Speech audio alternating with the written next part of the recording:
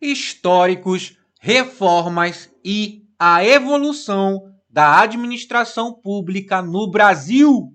Eu sou o professor Alan Gestão e a gente está começando mais uma aula maravilhosa, porque eu fiz simplesmente várias questões de concurso a respeito desse tema e vi tudo que é mais cobrado, todos os pontos, o que é mais cobrado, o que é menos cobrado, mas que também cai, tudo que aparece dentro dessas questões, e eu fiz uma aula didática e sequencial histórica de uma linha do tempo que vai te ajudar a entender tudo que aconteceu dentro dessa matéria. Então, se a sua matéria, se o seu tópico do seu edital, do seu concurso está escrito assim: reformas administrativas ou evolução da administração pública no Brasil, histórico da administração pública no Brasil, ou está escrito lá DASP, está escrito lá Decreto-Lei número 200, enfim.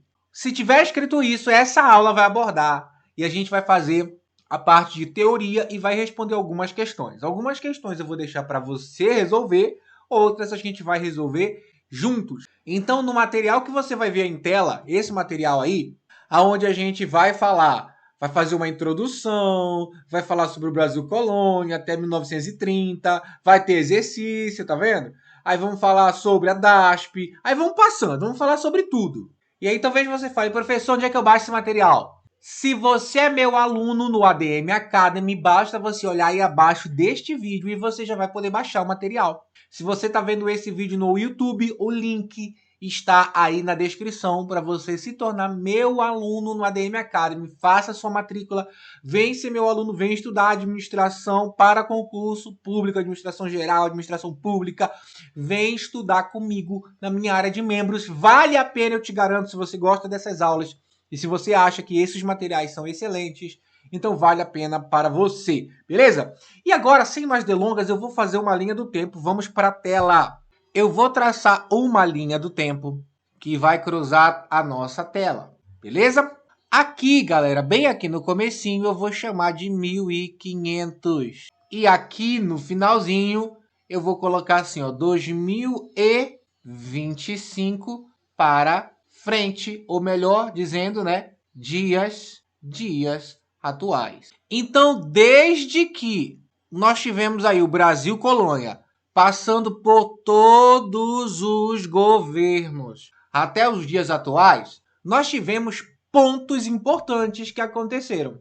Nós tivemos algumas situações, em alguns anos, alguns momentos que foram muito marcantes para a administração pública no país. Esses momentos são os momentos que caem em prova.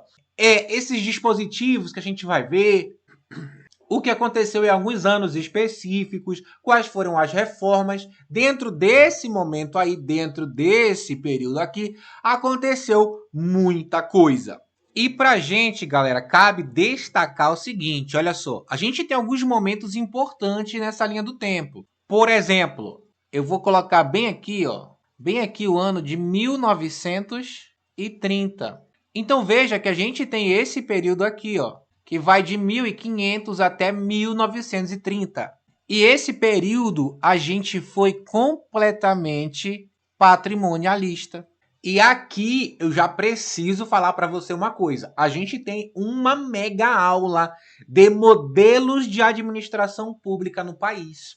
E aí o que acontece, galera? Você precisa estudar essa aula antes de vir para essa aqui. Se você não estudou, pode ser que o seu aprendizado fique um pouco comprometido. É mais completo que você vá lá e estude, porque a gente vai falar aqui, a gente vai citar novamente o modelo patrimonialista, o modelo burocrático e o modelo gerencial. E essa aula, onde eu explico detalhe por detalhe de cada um desses modelos, está na aula de modelos teóricos de administração pública, patrimonialista, burocrático e gerencial, que está aí para você estudar já, tá? Então, se você ainda não estudou, eu recomendo para essa aula e vai estudar essa aula sobre esses modelos, tá bom? Para depois você voltar para cá. Por quê? Porque a gente viveu no país, dentro dessa evolução que eu tô te mostrando aí, vivemos esses três modelos. Então, aqui, ó, nesse momento, ó, De 1500 a 1930, a gente teve o modelo patrimonialista. Conforme a gente avança nessa linha do tempo, há alguns momentos muito importantes. Por exemplo, se eu for, aí eu vou começar, como é que eu vou fazer? Eu vou marcar primeiro os momentos mais importantes, que são os momentos mais cobrados em provas, e depois a gente vai se aprofundando, tá bom? Então, primeiro deixa eu marcar os momentos mais importantes. Vamos lá. Bem aqui, galera, eu vou marcar como sendo 1995, tá? Então, olha só, daqui de 1930 até 1995, a gente teve um modelo predominantemente burocrático. Aliás, deixa eu melhorar isso aqui. Deixa eu apagar aqui patrimonialista, colocar bem aqui, ó, para não atrapalhar o que a gente vai escrever aqui. A mesma coisa, eu vou apagar bem aqui assim, ó. Vou escrever aqui burocrático. E de 1995 até os dias atuais, a gente teve o modelo predominante como sendo o gerencial. Então, na verdade, só essa informação aqui, galera, só essa informação aqui, ela já vale ouro. Ela já costuma cair muito em provas e concursos. Somente essa informação aí, tá bom? Guarda ela para você. Por quê? Porque tem alguns momentos dentro desse período que foram muito marcantes. Vamos continuar. Bem aqui, gente, ó, eu vou colocar 1938.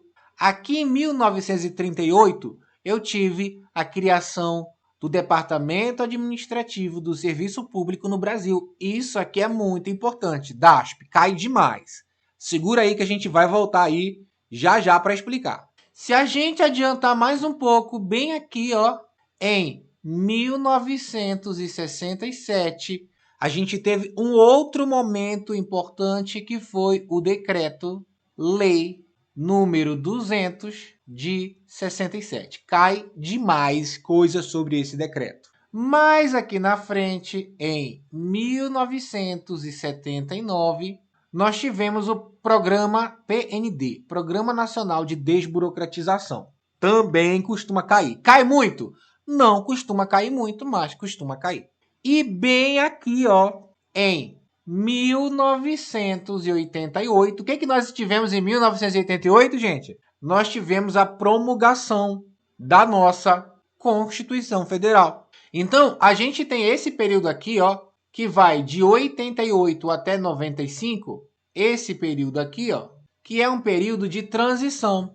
Eu vou escrever bem aqui, ó, transição. Transição o quê? A transição de um período que era ali preponderantemente militarista, um período de regime militar, para um período de fato ali democrático. Ah, mas a democracia voltou aqui em 88. Tudo bem, vamos lá. Então deixa eu te explicar melhor isso aqui, ó.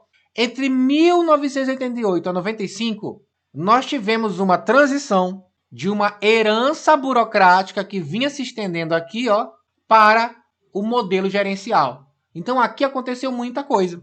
Aqui a gente chama de retrocesso. Bem aqui, ó, em 1988, com a promulgação da Constituição Federal, aconteceu uma coisa que os estudiosos, muitos estudiosos chamam de retrocesso de 88, certo?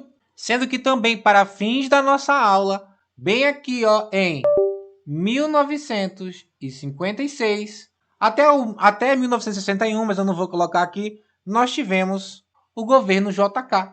E no governo JK, a gente teve vários planos nacionais de desenvolvimento, que também costumam cair de vez em quando. Então, a gente tem esses momentos que você vê aí na tela. E todos esses momentos são marcados por características. Todos esses momentos são marcados por fatos importantes que aconteceram. Alguns desses momentos são considerados como reformas administrativas. Alguns desses momentos têm características muito marcantes que caem muito em prova.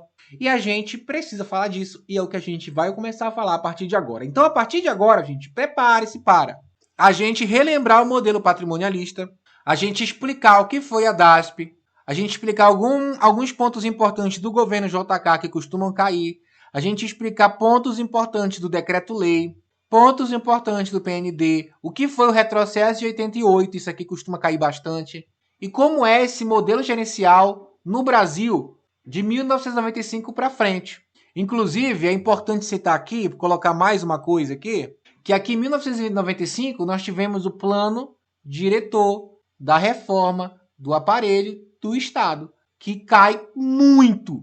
Para você ter noção, sobre esse período aqui, ó, de todas as questões que eu fiz, quando eu mapeei isso aqui, gente, eu escolhi 200 e poucas questões. Não lembro o número agora.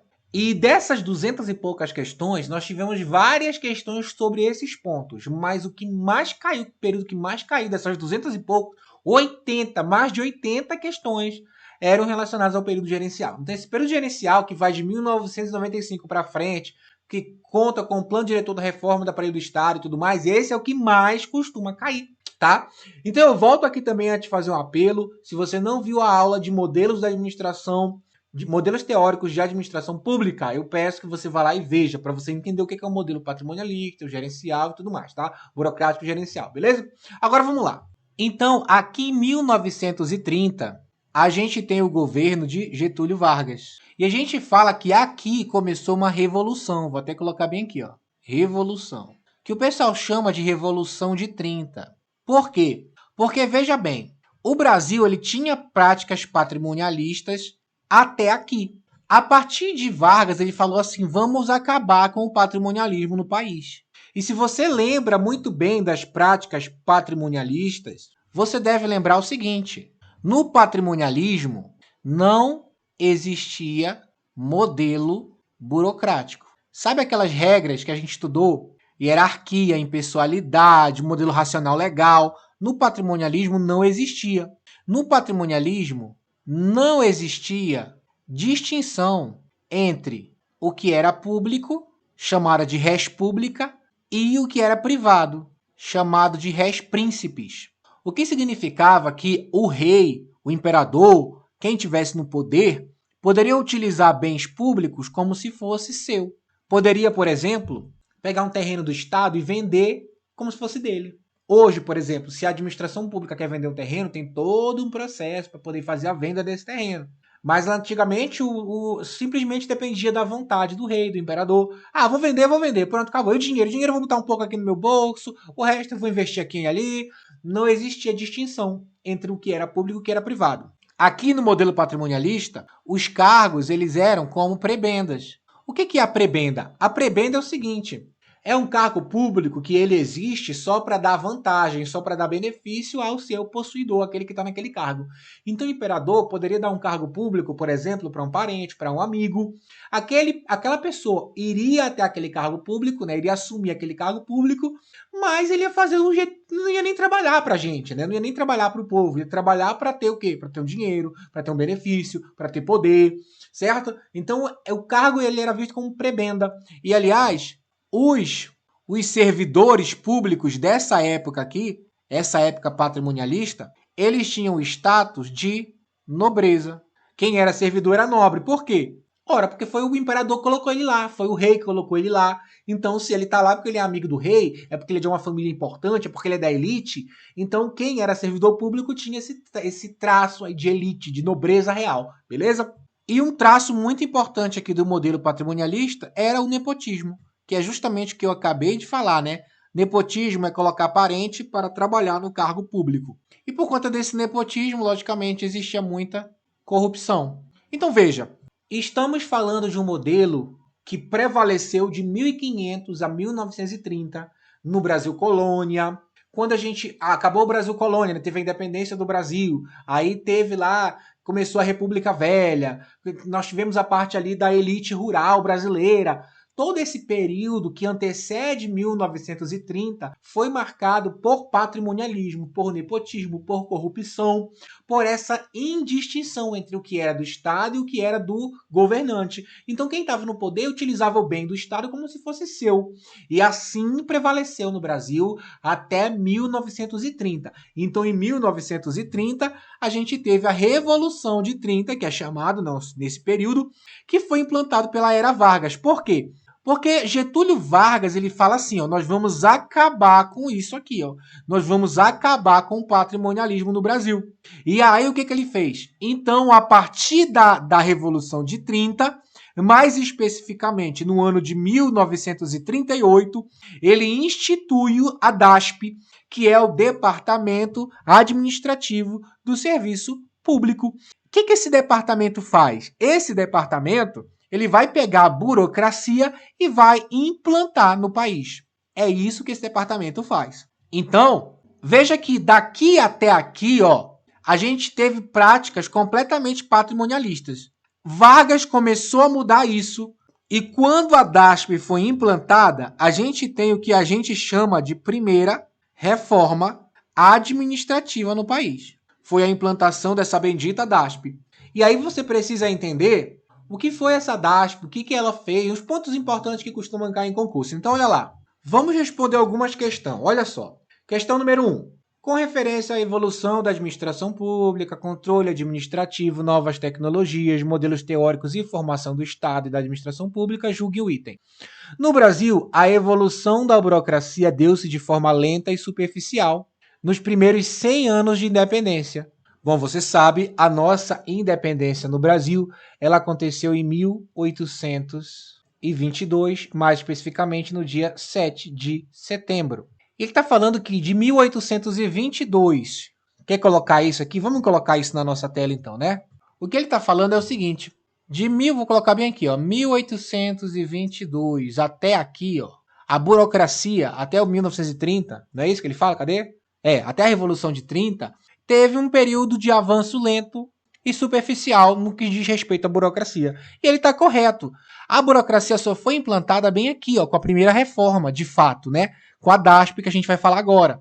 Não só em 1822, né? Desde 1500 até 1930, a burocracia foi implantada muito lentamente.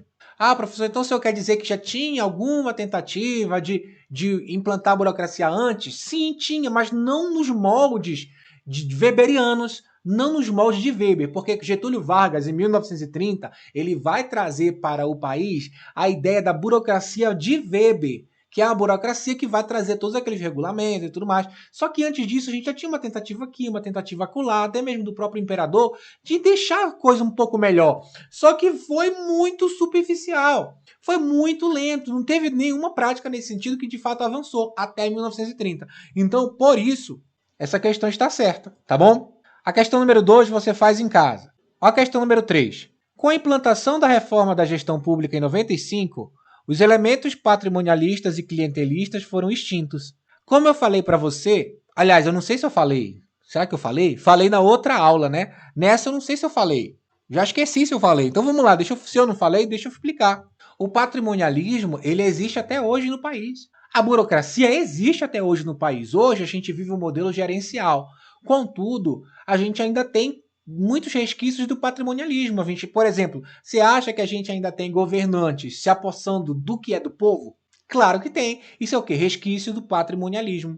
Hoje, apesar do país ser predominantemente ter sido implantado ali uma reforma gerencial, ainda nós temos, por exemplo, o fato de que você, para entrar no serviço público, tem que fazer um concurso, tem que ser um profissional, tem a questão de mérito, de merecer estar lá, que é passando uma prova. Isso tudo foi implantado lá em 1930, em 1938, com a DASP, na burocracia. Isso é a ideia da burocracia. Então, mesmo num momento gerencial, a gente tem burocracia. Mesmo no momento gerencial, a gente tem patrimonialismo. Esses três modelos, eles não foram extintos. Eles continuam coexistindo. Ainda que o patrimonialismo coexista de maneira, vamos dizer assim, disfarçada, né? Não está evidente, mas ele ainda existe, tá bom? Então, com base nisso, eles não foram extintos, tá? Essa questão tá errada. A 4 você responde aí, e a 5ª vamos responder aqui. A lógica de conceder empregos e benefícios públicos para atender interesses pessoais e não interesses públicos é um traço típico do modelo patrimonialista. Certo, certíssimo, né? Lembra que no modelo patrimonialista tinha muita corrupção, muito nepotismo. Então, você quer um cargo? Beleza. Ó, por exemplo, clientelismo, que a gente não falou aqui, mas falou na outra aula, que é o fato do seguinte, você me faz um favor e eu te dou um benefício. Tipo, dá um apoio aqui, consegue voto para mim e eu te dou um cargo público. Consegue aqui esse apoio, essa quantidade X aqui de pessoas para me apoiar e eu te dou uma cesta básica. Isso é o quê? É troca de favores. Eu posso dar um cargo, isso chama clientelismo. Eu posso dar um cargo público para alguém em troca de alguma coisa. Isso é uma prática, é um resquício forte, é uma prática patrimonialista, tá bom? E clientelista. Portanto, a questão está certa, como eu falei.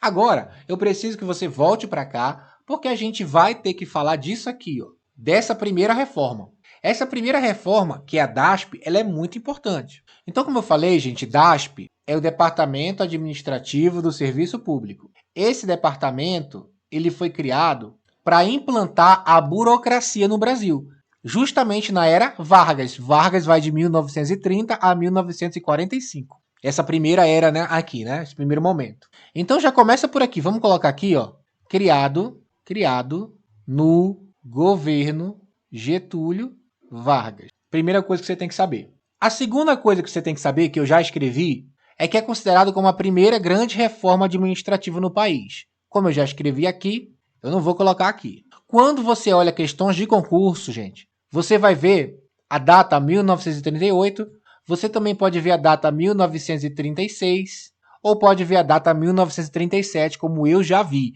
Ou até pode falar assim, década de 30, tá? Década de 30, que aí vai de 30 a 39. Por que essa diferença, né? Porque 36, 37, 38, isso vai da interpretação da banca, tá bom? A banca pode te falar que foi na década de 30, a banca pode falar que foi 36.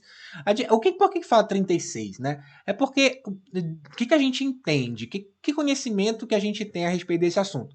Em 1938, foi oficialmente implantado, mas as ideias do que viria a ser a DASP começaram em 1936, né? Os primeiros passos.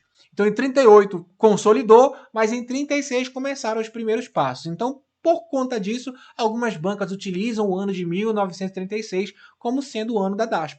Mas a maioria vai citar 1938, tá bom? Aí você tem também a questão de 1937, que apareceu uma vez numa questão, não sei de onde tiraram isso, mas considera isso também, tá bom?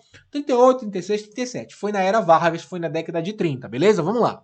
Então, ó, o que a DASP faz? Aí eu vou colocar aqui, ó. A DASP ela vai implantação da burocracia, beleza? Então aqui o que a gente tem, gente? Agora a DASP ela traz um bagulho chamado o seguinte: centralização. Então a DASP ela vai trazer a centralização do poder decisório. Gente, a DASP ela que implantou o que você gosta tanto hoje, que foi o concurso público, né? Então vou colocar aqui, ó, concursos e ascensão. Aliás, vamos lá. Deixa eu pagar concurso daqui. Vou colocar assim, ó. Entrada por mérito. Então, hoje, para você entrar no concurso, no serviço público, você não entra porque o governante te colocou lá. Você entra porque você merece, tá? Então, aqui, ó, o concurso público, ele vai te permitir essa entrada por mérito. E também, ó, essa ideia de carreiras administrativas, eu vou entrar no serviço público e aí eu vou ascender ali, né? Eu vou fazer curso, eu vou ascender pelo tempo que eu passar lá dentro. Você vai ascendendo pelo seu esforço, pelo seu desempenho. Isso aqui é característica forte da burocracia que foi implantada pela DASP no país. Então, a DASP ela vem implantar essa questão aqui da profissionalização. A partir de agora, você não entra no concurso porque você é amigo do rei, do imperador. Você entra porque você é um profissional. Então, a DASP veio profissionalizar a administração pública no país. A gente diz, já caiu em várias questões isso, ó, a DASP ela veio modernizar a administração pública. Por quê? Porque era uma administração completamente patrimonialista. Quem mandava era quem tinha poder, colocava-se quem queria nos cargos públicos e era tudo bagunçado. Então, como a DASP ela vem trazer a burocracia para a administração pública no país, a gente vai ter agora conceitos da burocracia, que é o quê? Racionalidade, impessoalidade, hierarquia, etc. E lembra, tudo isso para quê? A DASP foi criada para quê? Para acabar com o patrimonialismo no país. Isso é muito importante falar porque isso costuma ser muito cobrado em questão. A DASP vem implantar um modelo burocrático no país, vem modernizar a administração pública, vem aplicar um processo mais centralizado às decisões para ter um maior controle, justamente para impedir que os governantes utilizem da máquina pública para benefício pessoal, justamente para impedir que eles peguem o cargo e dê para quem eles quiserem, que eles usem o que é do Estado como se fosse seu. Então ela vem para acabar com isso. Agora, acabou? Não, não acabou. Até hoje a gente tem prática patrimonialista no país. Foi o objetivo da DASP. A gente chama também isso aqui de reforma daspiana. Cai em concurso muito isso, né? Falando, a reforma daspiana. Às vezes a gente fica louco pensando, o que é reforma daspiana, meu Deus? Reforma daspiana, ele está se referindo a essa primeira reforma administrativa no país, que é a reforma burocrática implantada pela DASP na era Vargas, na década de 30. Beleza? Esse é um momento muito importante, costuma ser muito... Tem muita questão sobre isso, tá? Muita questão sobre isso. Costuma ser bastante cobrado, então, atenção, estuda o que é DASP, beleza? Beleza? Né? Vamos prosseguir. E aí, vamos responder uma questão. Questão número 6. No que se refere a aspectos históricos da gestão pública, julgue o item subsequente. O extinto Departamento Administrativo do Serviço Público, extinto porque, ora, hoje não existe mais, né? Contribuiu para a capacitação do funcionalismo público e para a implementação de um sistema de ingresso baseado em concursos e ascensões por mérito. Perfeito, certo, né? A gente acabou de falar sobre isso. Vamos ver a questão 7. A criação do departamento administrativo mostra a passagem do modelo burocrático de gestão para o modelo patrimonialista. Perfeito, certo também, como a gente falou. Questão 8. Durante o governo Getúlio Vargas, implementou-se a chamada reforma burocrática, perfeito, que buscava fortalecer a meritocracia e a profissionalização na gestão pública. Sim, exatamente isso foi o que a DASP veio fazer, trazer essa ideia de mérito de ser um profissional.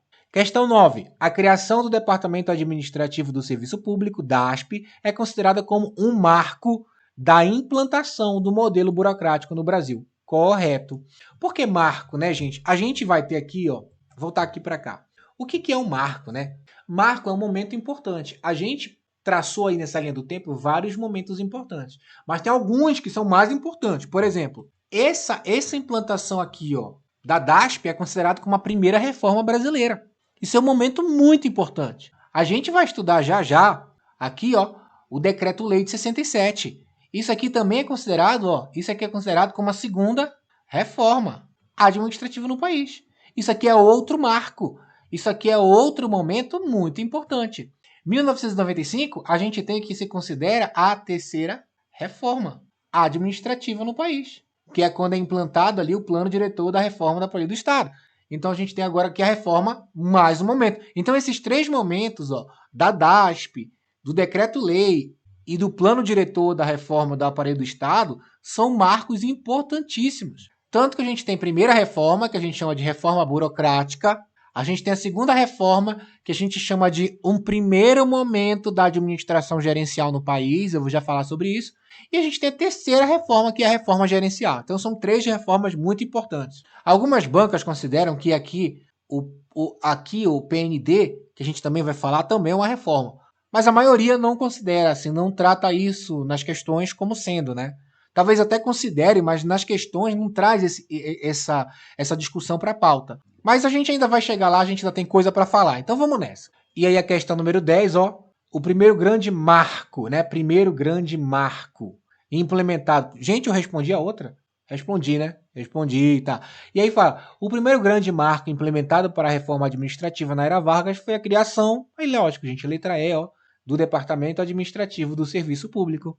Questões que você pode responder. Professor, eu quero esse material. Entra no ADM Academy, se matricula no ADM Academy e você vai poder baixar esse material abaixo desse vídeo. Não só esse material, como você vai ter acesso também a outras aulas, cursos que não estão disponíveis gratuitamente no YouTube e também você vai ter mais exercícios para você fazer, além desses que você vai ver aí, tá bom? Vamos lá. Agora deixa eu falar um pouco aqui, ó, do governo JK. Te sendo bem sincero, dentro do que a gente estuda, nem tenho tanta coisa para te falar. Mas como tem questão a respeito, é bom que a gente acabe citando, né? Então eu vou trazer aqui para cima e vou colocar o seguinte para você, tá? O governo JK foi o que a gente chama de governo desenvolvimentista.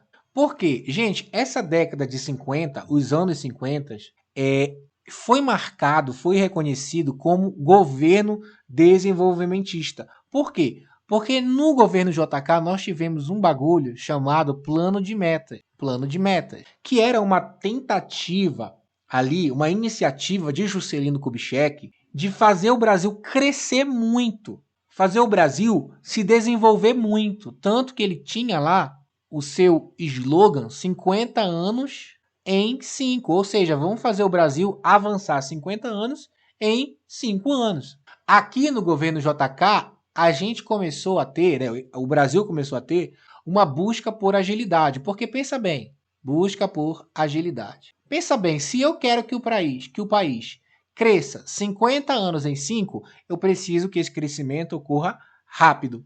Então aqui no governo JK, embora a gente vai falar aqui que no decreto-lei foi instituída a administração direta e indireta, mas a verdade é que a gente já tem essa noção, a gente já tem alguns momentos dessa estrutura no governo JK. Então o governo JK, ele traz essa ideia, ó, de planos nacionais de desenvolvimento. Em suma, o que eu quero que você entenda desse período, tá?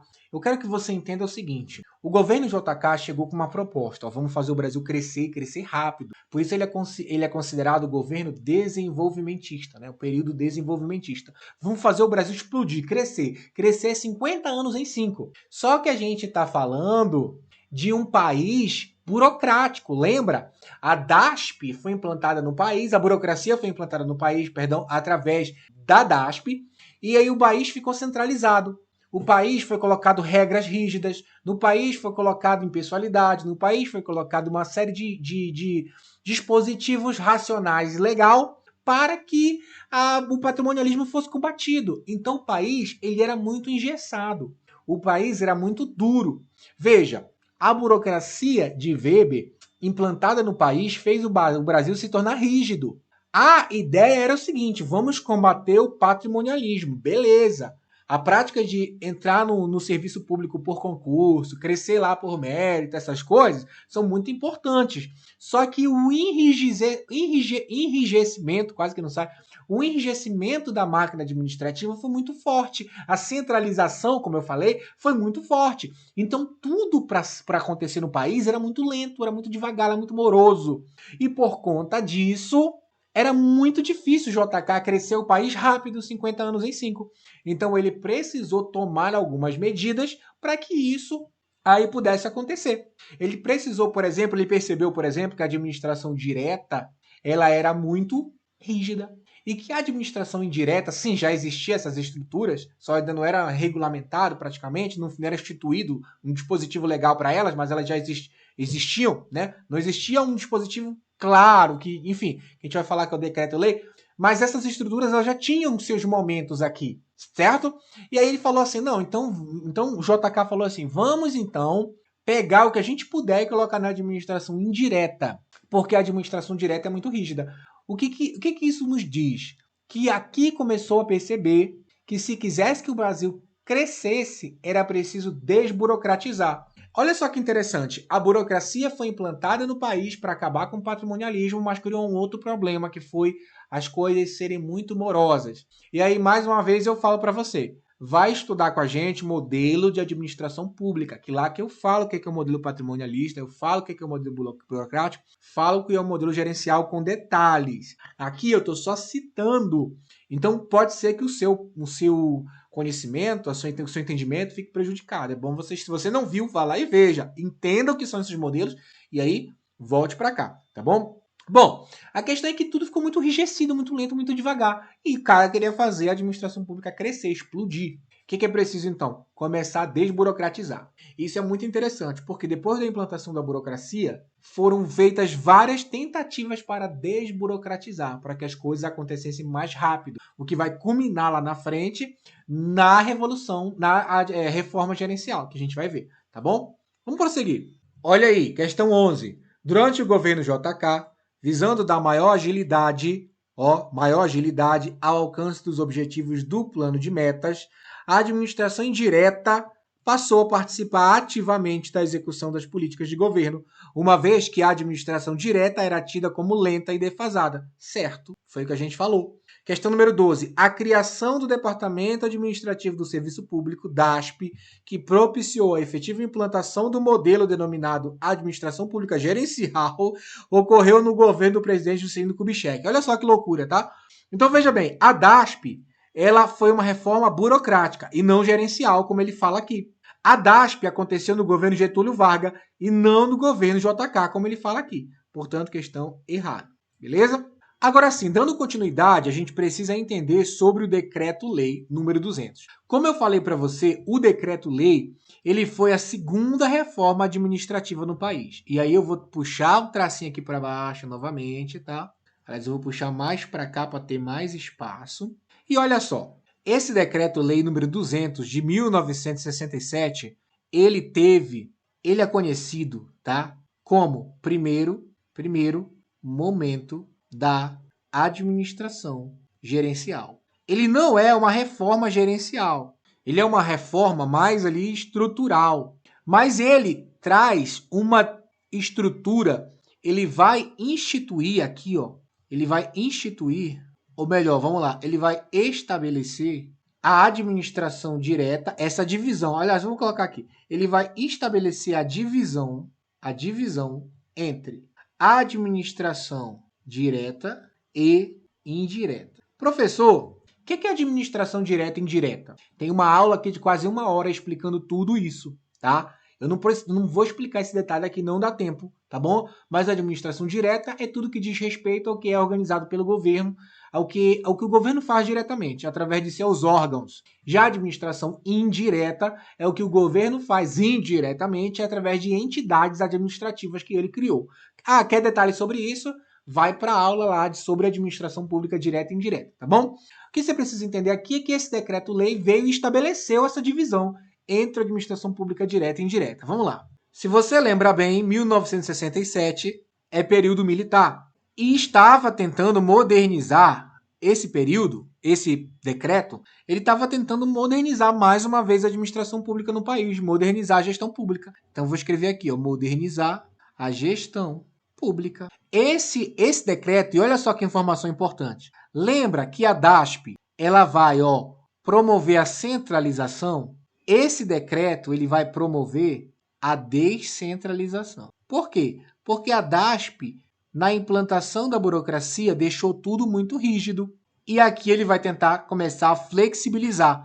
É por isso que a gente tem esse decreto como um primeiro momento da administração gerencial no país. E lembra, ele foi colocado aqui, ele foi estabelecido para fazer essa divisão entre a administração direta e indireta. Então, a administração direta ficou com as funções de direção e a administração indireta ficou com as funções de execução. Então, a gente tem a divisão, tá? Divisão entre direção e execução. Também foi o que aconteceu. E aí tem algo que é muito importante citar, porque em muitas questões eles acabam citando isso, acaba trazendo isso para a discussão da questão, que é o seguinte: existiam alguns princípios, vou colocar aqui, desse decreto, princípios. E aí esses princípios eu vou colocar bem aqui, ó, dentro desse parêntese, tá? Que eram princípios de planejamento, coordenação, descentralização, delegação de competência, delegação e controle. Muitas questões falam sobre esses princípios e obrigam você justamente a ter que saber que os princípios são esses: planejamento, coordenação, descentralização, delegação de competência e controle. Então, marca aí. Tudo isso para continuar desenvolvendo o país. Afinal de contas, a gente vinha do governo JK, que era um governo desenvolvimentista, a necessidade de desenvolver economicamente o país ainda era forte, e esse decreto ele vem descentralizar para possibilitar, descentralizar ainda mais, né? Para possibilitar que a gente conseguisse fazer mais coisa mais rápido, com mais eficiência. A gente tem esse decreto, então, como um primeiro momento da administração gerencial no país, ou também pode ser considerado pela banca como uma primeira tentativa de reforma gerencial, tá? Então, a gente tem isso aí para acertar as questões, esses detalhes. Agora, olha só, é importante citar aqui, ó, o Plano Nacional de Desburocratização. Mas antes, vamos fazer umas questões relacionadas a esse Decreto-Lei número 200. Questão 13. pelo Decreto-Lei nº 200 de 67, foi instituída uma reforma administrativa que eliminou completamente as práticas patrimonialistas. Gente, já falou que eliminou completamente o patrimonialismo, eliminou completamente a burocracia, já falou isso, já está errado, tá? Questão número 14. No contexto das reformas administrativas brasileiras, o Decreto-Lei nº 200 de 67 é considerado a primeira tentativa de reforma administrativa gerencial no Brasil, como eu falei.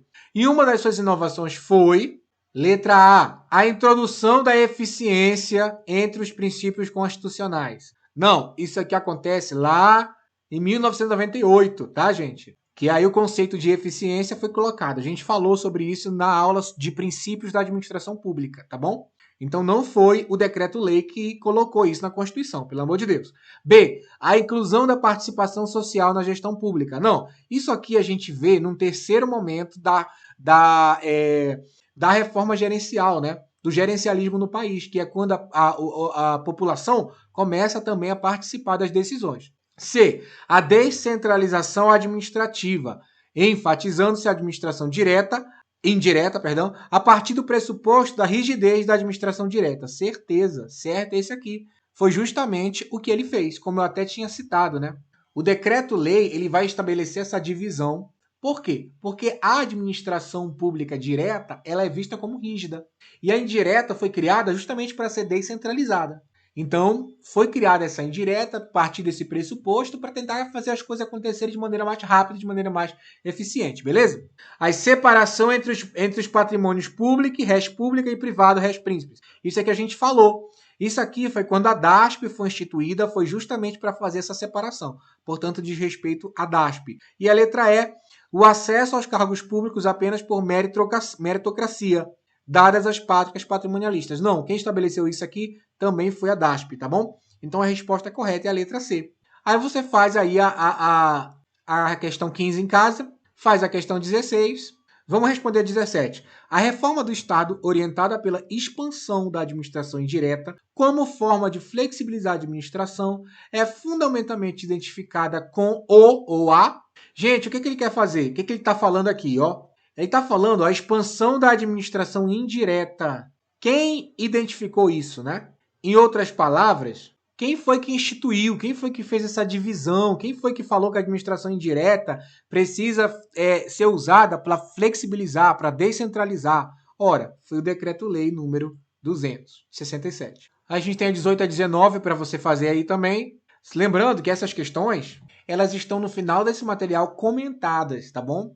O gabarito com o comentário estão no final do material. Por isso eu te falo, quer o material? Baixa aí, faz parte do ADM Academy, se matricula, vem fazer parte. Se você já tiver, é só baixar aí embaixo do vídeo. Se você não tiver, se matricula no ADM Academy, o link está por aí. E vem fazer parte, vem ser meu aluno, beleza? Vamos lá. Vou responder a questão número 20 para você. A reforma administrativa estabelecida pelo Decreto-Lei centralizou. Opa, centralizou? Já meio que tá errado, né? O Decreto-Lei, ele não centraliza, ele descentraliza, tá bom? Então aqui fala, centralizou a execução das atividades da administração federal. Não centralizou, tá errado, tá bom? Ele não centralizou, ele descentralizou. Vamos prosseguir. Agora, falando do Programa Nacional de Desburocratização, que foi o PND do ano de 79, a gente precisa entender que ele foi um dos diversos programas, uma das diversas tentativas de tentar desburocratizar. Eu preciso te lembrar isso. Gente, tivemos o patrimonialismo, a burocracia veio para acabar com o patrimonialismo, mas não acabou. Porém, ela implantou um outro problema, que é tudo ficar muito rígido. Então, a partir daí, teve várias tentativas de tornar mais simples, de descentralizar.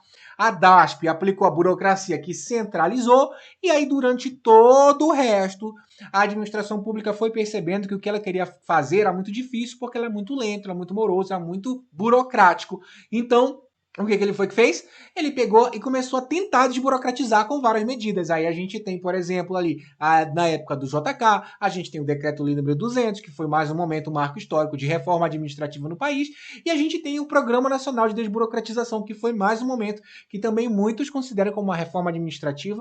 Eu não vou considerar aqui como reforma administrativa para fins das questões, a maioria vai considerar apenas 3 reformas. A primeira reforma, DASP, a segunda reforma, Decreto-Lei, e a terceira reforma, o Plano de diretor da reforma da Lei do Estado, que a gente vai falar já já, tá? Então, eu vou excluir isso aqui dessa questão de chamar de reforma. Contudo, além de não deixar de ser uma reforma, ela teve um momento muito importante, que foi tentar ali simplificar mais ainda, descentralizar mais ainda, desburocratizar mais ainda a administração pública no país. Então, a gente tem como principal ponto simplificar. Colocar aqui, ó, simplificar a administração pública. Primeiro ponto. Segundo ponto, desburocratizar mais ainda. Terceiro ponto, prestar serviços com mais qualidade. Eliminar burocracias desnecessárias. Reduzir formalismos. Por isso, encare, então, como o PND sendo uma série de tentativas de tornar tudo mais simples, reduzir os excessos, reduzir formalismo, eliminar burocracia, simplificar processo. Eram mais medidas para deixar mais ágil a gestão pública no país. Beleza? Lembra disso, tá bom? Vamos resolver a questão? Vamos lá.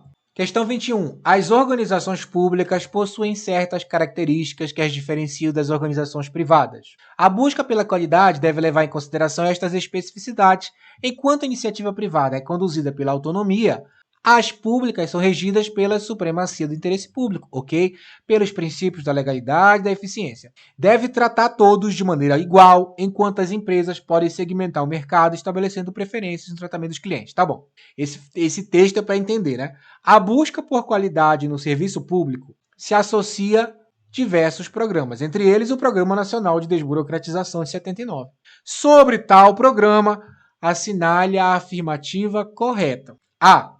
O objetivo central era estabelecer metodologias para a modernização da administração pública. Quando eu falo de estabelecer metodologias para modernizar, isso vai ser muito aplicado lá na reforma gerencial, tá? Quando eles vão trazer métodos da gestão privada para a gestão pública. Isso não tem a ver com o PND.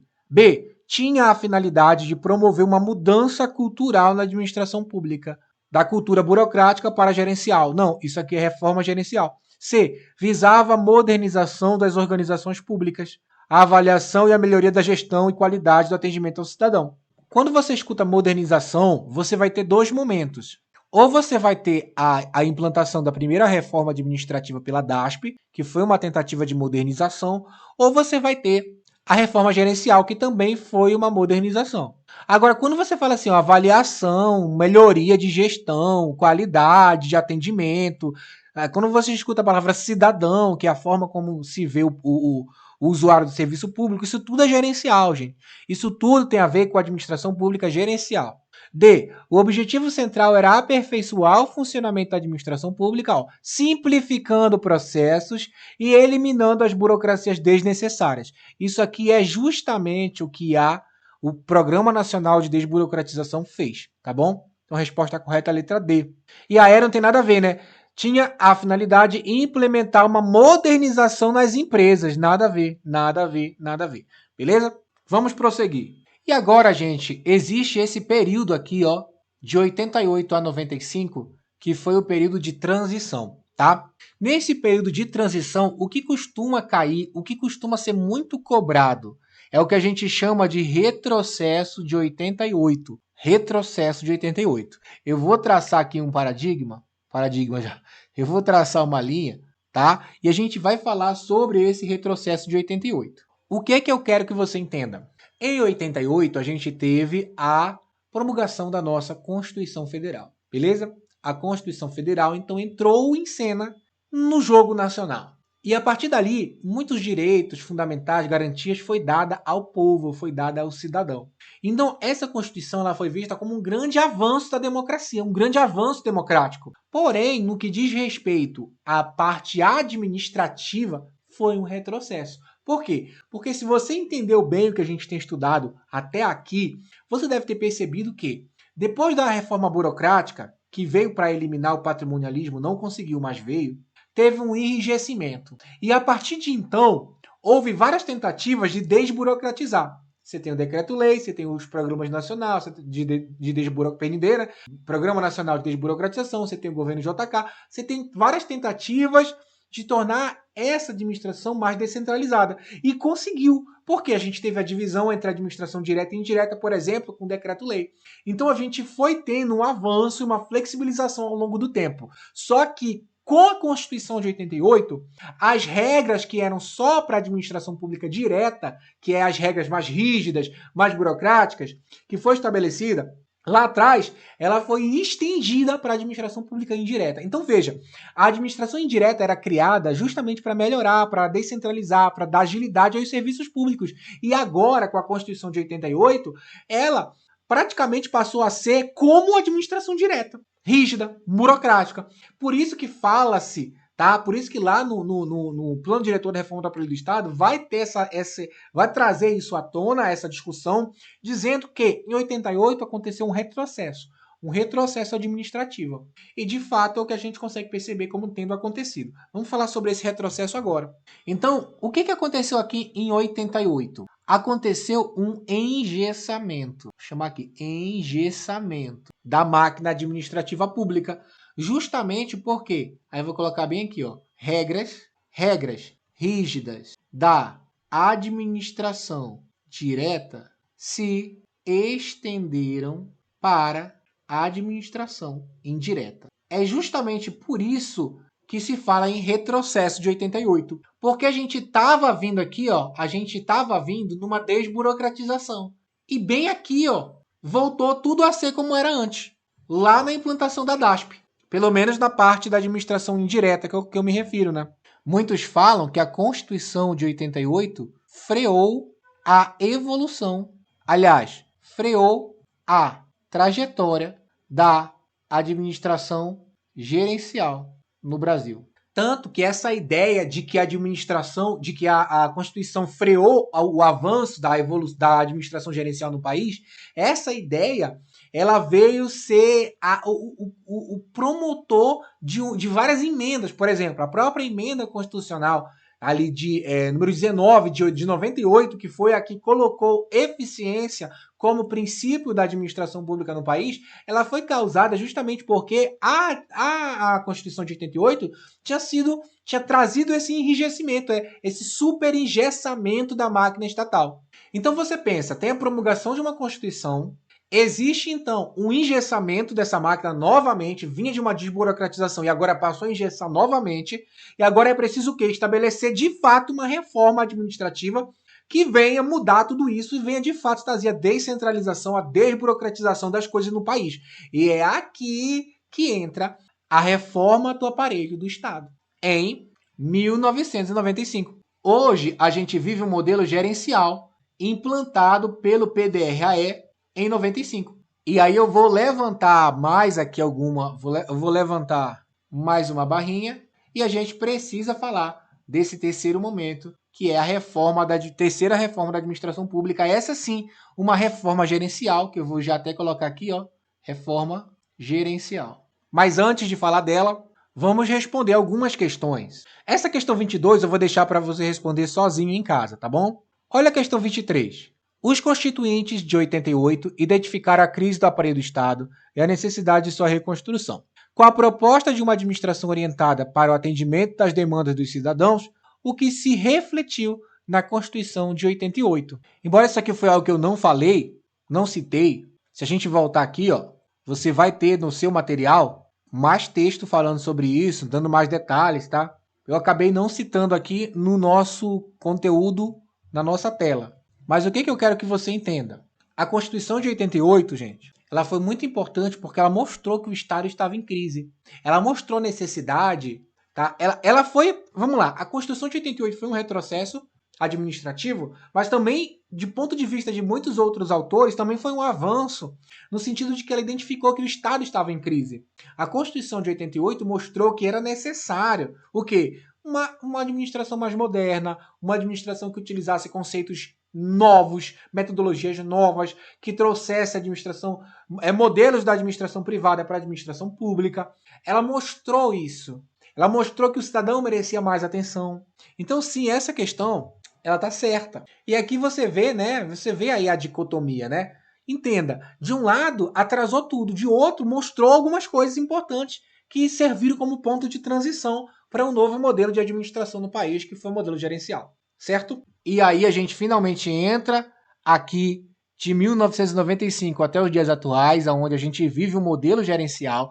Hoje, o modelo predominante no país é gerencial. Lembrando que, mesmo sendo gerencial, a gente tem o modelo burocrático que prevalece, a gente tem resquícios do modelo patrimonialista, ou seja, todos os três modelos eles existem ainda no país. E se tiver alguma questão que fala que não, você pode marcar ela como sendo errada. E essa é a terceira reforma administrativa do país, o que chamamos de reforma gerencial.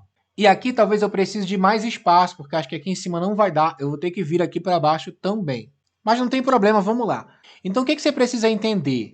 Nessa época aqui de transição, foi identificado que o Estado estava numa crise.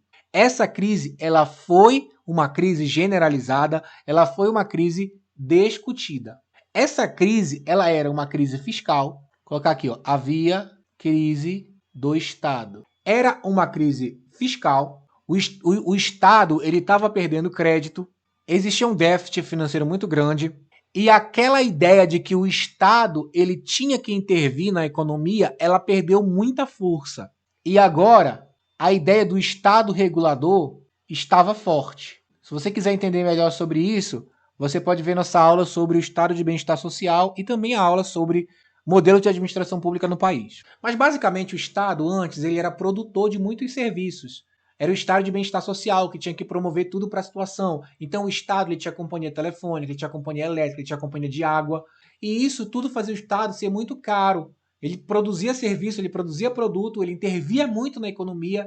E isso fazia ele ter uma máquina grande, estatal, sabe, muito funcionário, muita coisa para manter. Então a ideia de um Estado que ele privatiza isso, que ele não tem isso na sua mão, ele vendeu essas empresas para iniciativa privada, ele fez a publicização de outras empresas, a gente vai falar sobre isso. É a ideia do Estado regulador, é o Estado que ele não mais presta o serviço diretamente, mas ele dá esse serviço para terceiros e fica de olho, regulando. Essa é a ideia do Estado regulador. E é aqui que entra o Plano Diretor da Reforma do Aparelho do Estado. Esse documento você pode pesquisar aí no Google e você vai encontrar esse documento para você ler. É interessante que você leia para ver o que o Plano Diretor da Reforma do Aparelho do Estado falava.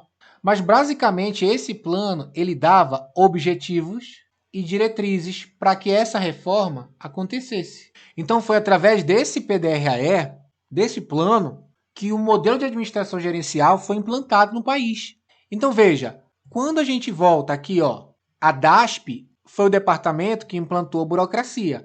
O decreto-lei foi uma primeira tentativa de reforma gerencial. E o plano diretor da reforma do aparelho do Estado foi quem de fato implantou a administração gerencial no país. Então esse plano aqui, ele aumentava a governança. A governança é a capacidade de administrar o país. É diferente de governabilidade, que é o poder dado para administrar o país. Essa diferença entre governança e governabilidade, a gente vai ter uma aula só para isso. Enquanto eu gravo esse vídeo, eu ainda não queria essa aula, mas provavelmente vai ser a próxima. Então, se você estiver vendo esse vídeo depois de muito tempo, procura aí que já deve ter essa aula, tá bom? A diferença entre governança e governabilidade. Então, o PDRAE, ele aumentava essa governança. Ele dava mais capacidade técnica para que o Estado pudesse administrar, tá bom? O PDRAE também melhorava a efetividade. Efetividade é o alcance de resultados. O PDRAE, ele buscou a redefinição do papel do Estado. Ou seja, o Estado, o papel dele não é mais prestar todos os serviços. Ele passou a ser um Estado regulador. O papel dele agora é deixar que o mercado se regule, deixar que o mercado cuide de si mesmo e apenas regular o que está acontecendo. E esse PDRAE, ele vai trazer justamente as várias características do modelo gerencial para a administração pública. E como a gente já tem uma aula falando sobre essas características, não convém a gente escrever aqui novamente, né? Você já sabe que o modelo gerencial tem foco em resultados, que ele traz uma gestão mais flexível, que o controle dos resultados é a posteriori e não a priori, como era na burocracia. Você já sabe que o modelo gerencial é descentralizado. Tudo isso a gente falou na aula de modelos de administração pública, beleza? Só que tem umas coisas que a gente não falou e que eu vou trazer aqui para baixo, porque faz parte justamente dessa aula. O PDRAE, ele vai distinguir os setores do Estado. Ele vai distinguir 4 setores, né? Então, por exemplo, núcleo estratégico. O que é esse núcleo estratégico? O que é esse setor? É quando eu falo do governo em sentido amplo. Aqui no núcleo estratégico é onde é definidas as leis, as políticas públicas, é onde eu vou cobrar o cumprimento dessas políticas. Aqui nesse núcleo estratégico do governo entra o poder legislativo, poder judiciário, entra os órgãos, Ministério Público, Presidência da República, os ministros. Então, tudo que está no núcleo estratégico é o núcleo político do Estado. Isso aqui não dá para passar para o setor público. Isso aqui, ó, tem que colocar aqui, é propriedade estatal. Agora a gente tem um outro setor, que é o setor número 2, que é o setor de atividades exclusivas. Ou seja, somente o Estado pode fazer essas atividades. Aqui é o núcleo estratégico político, aqui já é atividades que vão ser serviços para serem prestados para a população. Só que somente os estados podem, aliás, somente o Estado pode prestar esse serviço. Não tem como. Por exemplo, aqui essas atividades são atividades de fiscalizar. Como é que eu vou dar para a iniciativa privada a atividade de fiscalizar alguma coisa no Estado? Não tem como. Atividade de regularizar, regulamentar. Atividade de fomentar. São atividades que não dá para passar para terceiros. É o Estado que tem que fazer. São atividades exclusivas do Estado. Cobrar imposto, estabelecer policiamento, fazer fiscalização sanitária, emitir passaporte. Aqui, só o Estado pode fazer. Por isso, também é propriedade estatal. 3. Aí você tem serviços não exclusivos. Então, veja a diferença. Aqui, só o Estado pode fazer. Aqui, o Estado pode fazer uma parceria. Ele pode atuar simultaneamente com outras organizações. Então, por exemplo, educação. O Estado tem suas escolas, mas a administração, a gestão privada também pode ter. O Estado, saúde. O Estado tem seus hospitais, mas também existe hospital particular. O Estado tem centro de pesquisa, também existe centro de pesquisa particular. Então, aqui a propriedade não é estatal. Não é exclusivamente estatal, né? E se é propriedade pública não estatal. E a gente tem o 4, que é a produção de bens e serviços para o mercado. Ou seja, aqui é onde as empresas atuam. Quem é que produz bem, quem é que produz serviço? No Estado regulador, não é mais o Estado que produz isso. Aqui são as empresas. Aqui é a atividade econômica voltada para o lucro.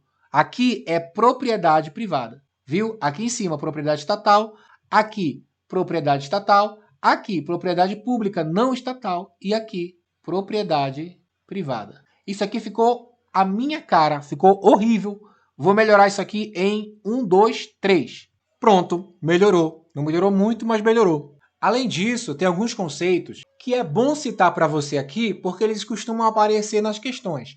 Como, por exemplo, o conceito de publicização. O que é? Sabe esses serviços que não são exclusivos do Estado, como saúde e educação? Eu posso passá-los para uma organização social, para uma organização sem fins lucrativos. E quando eu faço essa jogada de passar o que não é exclusivo do Estado para a propriedade pública não estatal, eu faço uma publicização. Agora, quando eu faço uma desestatização, quer dizer, quando eu passo um serviço para a iniciativa privada, eu estou tirando do Estado e passando para o privado. Estou tirando do público e passando para o privado. É a desestatização. Para que fique mais claro isso, porque são conceitos importantes, eu vou escrever bem aqui no meio, ó. Aliás, bem aqui no meio, a palavra desestatização. Você precisa entender que a desestatização é um conceito amplo. Eu vou até colocar aqui para cima, ó. Vou dar um conceito para isso. O que acontece na desestatização? Bom, basicamente, na desestatização eu tenho o Estado e tenho a iniciativa privada. Na desestatização, algo sai das mãos do Estado e vai para a iniciativa privada. Isso pode ser através de uma venda. Mas também algo pode sair do Estado e ir para a mão da iniciativa privada através de uma transferência de gestão, por exemplo, tá? Então veja bem, o Estado ele vai abrir mão totalmente ou parcialmente, pode ser total ou parcial, de algo que está sob o seu comando, de alguma empresa, de algum serviço. Antes era do Estado, mas esse Estado escolheu abrir mão total ou parcialmente para o setor privado. Pode ter sido numa venda total, uma venda parcial, pode ter sido uma transferência de gestão, serviço. Normalmente o Estado faz isso para intervir menos na economia, para diminuir sua máquina estatal, diminuir custo, aumentar a agilidade do serviço, tornar o serviço mais eficiente. Aí tem várias formas de desestatização, mas as principais são duas.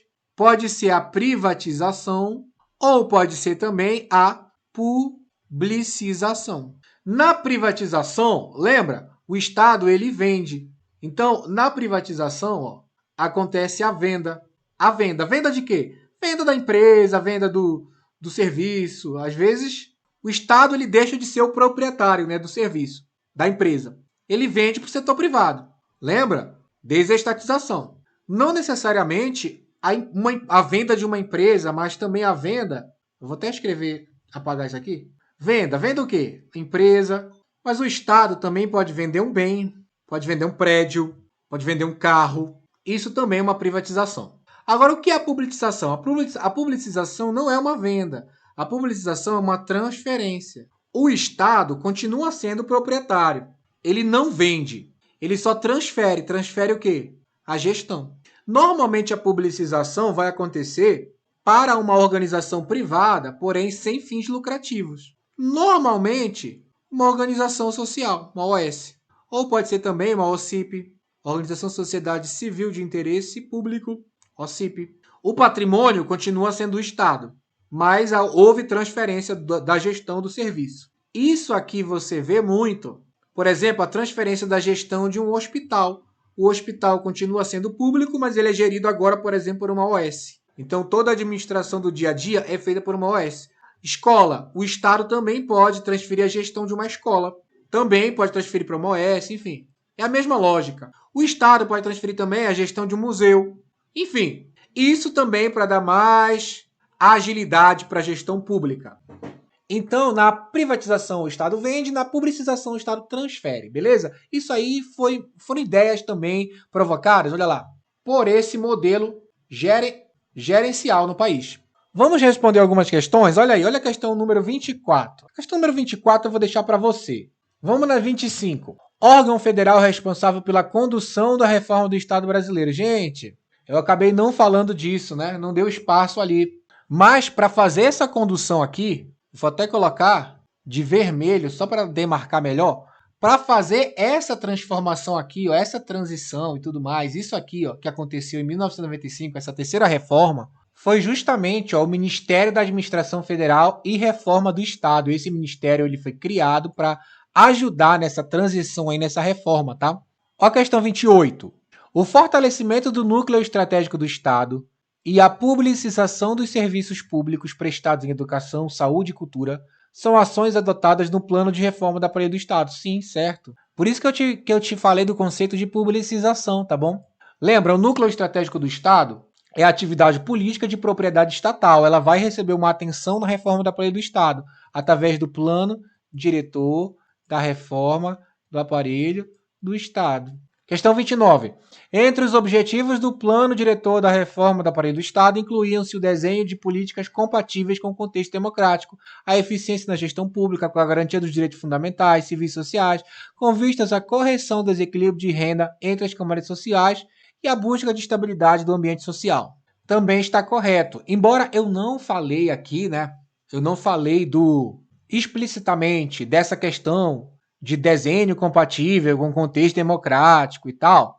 Mas eu falei da Constituição, eu te falei da Constituição de 88, eu te falei que foi que teve lá o seu retrocesso, mas que também trouxe importantes pontos que foram identificados como falha, como, por exemplo, a crise do Estado e tudo mais, e a necessidade de democratizar. Então, a reforma do Aparelho do Estado, ela levou em consideração esses avanços da Constituição. Então, quando eu falo de Políticas compatíveis com o contexto democrático está certo. Quando eu falo de eficiência na gestão pública, de garantia dos direitos fundamentais, tudo isso aqui está relacionado também à Constituição.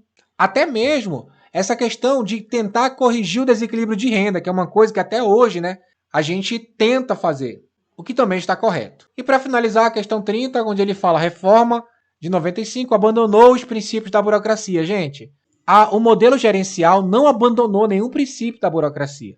Não abandonou o profissionalismo, não abandonou a impessoalidade. Hoje a gente continua tratando o serviço público de maneira profissional, de maneira impessoal. Ainda tem a questão do mérito, você ainda entra por concurso, ainda tem carreiras administrativas que você pode seguir lá dentro, ou seja, nada disso foi abandonado. Por isso que a questão está errada. Marquei aqui, marquei, errado, tá vendo? Errado. E esse material, como eu já falei, você pode baixar no ADM Academy, é só você se matricular, tá bom? Se matricula no ADM Academy e vem fazer parte disso, ok? Essa foi uma aula que vai te ajudar a resolver praticamente 99% das questões que caírem sobre a evolução da administração pública no Brasil, sobre as reformas. Eu espero que você tenha gostado, eu espero que você tenha entendido, eu espero que a dinâmica tenha sido boa para você. E você tem mais exercícios disso aí no ADM Academy, você pode fazer, tá bom? Eu espero que tudo fique bem para você e que você tenha aí que você acerte muitas questões. A gente se vê na próxima.